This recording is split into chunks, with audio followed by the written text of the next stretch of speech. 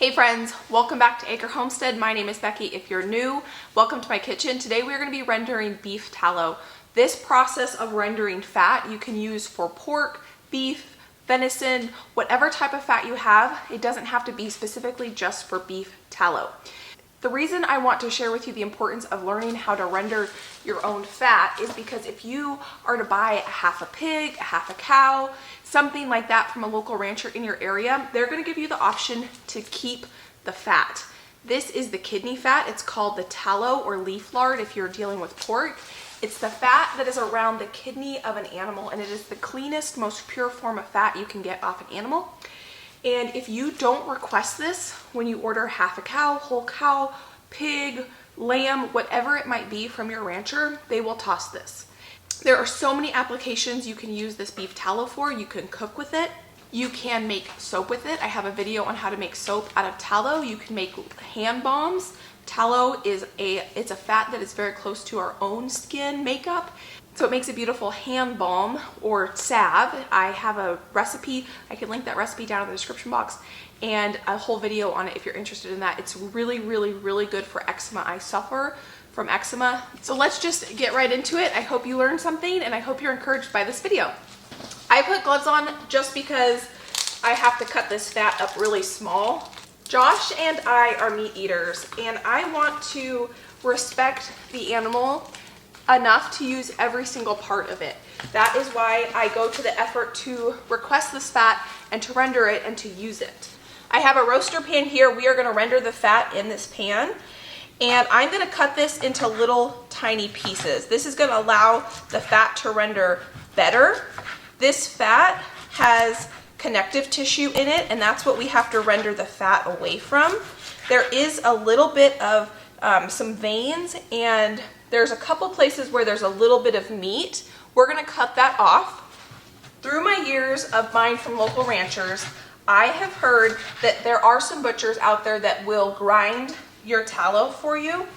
My butchers had never agreed to do it because they say it makes their machines really, sticky and messy, and so they have to clean them out if they are to grind tallow or leaf lard through their grinders before they then use it to make sausage or something of that nature.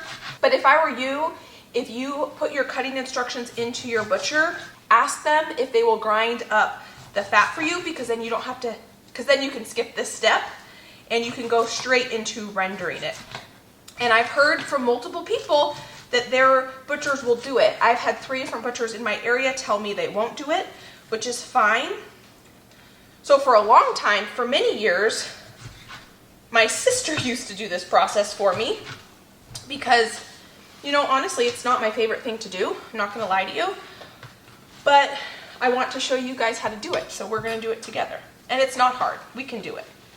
It's much easier to do this when this is really cold. I can already tell just from it sitting out for the last, 5 minutes or so while I've been working that it's warming up and it's become a lot more difficult to cut, and my hand is cramping up a little bit. The goal is to try to get this as small as possible, because the smaller the pieces you're working with when you start rendering it, the more evenly it's going to render.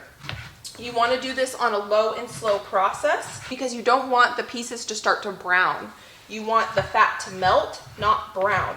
Because like we've talked about many, many times, that Maillard reaction has a lot of flavor.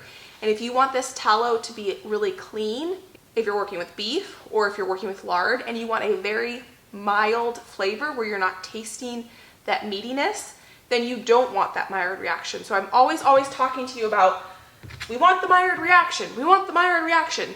Here is the one case we do not want that Maillard reaction. I have found that working with a serrated knife works a lot easier. It grips through this better than if you try to use a chef's knife. You can see how small and even we got the pieces cut. I'm going to put this in a 300-degree oven, and I'm going to cook this in the oven. You could do this in a crock pot, you could do this on the stove, you could do it in a roaster pan. I've done it in a roaster pan outside many times. There are many ways to do this. This is the way I've decided to do it today, but as long as you have something that you can cook this low and slow in, that'll work. So we're gonna put this on the bottom oven because this is gonna take some time, and I'm about to go make some dog treats. So I will be back and I'm going to show you what this looks like as it starts to cook down. So you can see it's starting to melt. I just turned the oven down. I realized that for about 45 minutes I didn't have the oven going. So I turned it on 350 just to get it going. And now I turned it back down to 250. I'm gonna strain this out though. I want all this fat strained out because I don't want it sitting in with the rest of this. I want to get this fat out as soon as possible.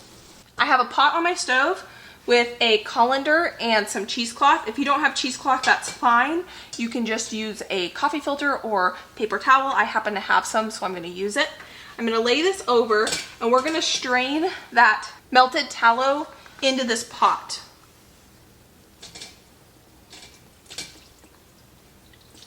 We're not even near finished rendering this tallow.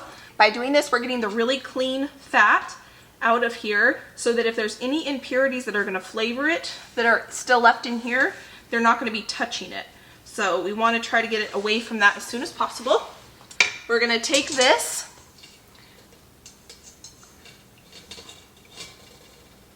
and put it right back in here. And we're going to put this right back in the oven to continue to render. Every 20 minutes or so, I go and I check on the tallow, and if there's enough to pour off the tallow into our pan, I do that. I go ahead and I just pour it off, and then I throw the pan back in the oven and let it continue to melt. This is the final strain I'm going to do. It probably took a total of about 3 hours. I'm taking all of it's basically cracklins, these leftover bits, and I'm going to really squeeze out any of the extra fat, and then all those cracklins are going to be fed to my chickens. My chickens are going to love it. I didn't have time to fully finish this project on this night, so I just left this tallow in this pot at room temperature for 2 days, and then when I had a minute to finish it, I came back to it. Our tallow is ready to be poured up and cooled so we can start using it in the future. I have here a 9x9 with just a little bit of foil in it because I want to be able to cut this tallow. You can definitely put it in a mason jar if you want, if you're going to use it for cooking. My tallow, I tend to use it mostly for soap making, so I want it in a square form where I can chop it, so I just put the foil just to make that a little bit easier. I melted down our tallow.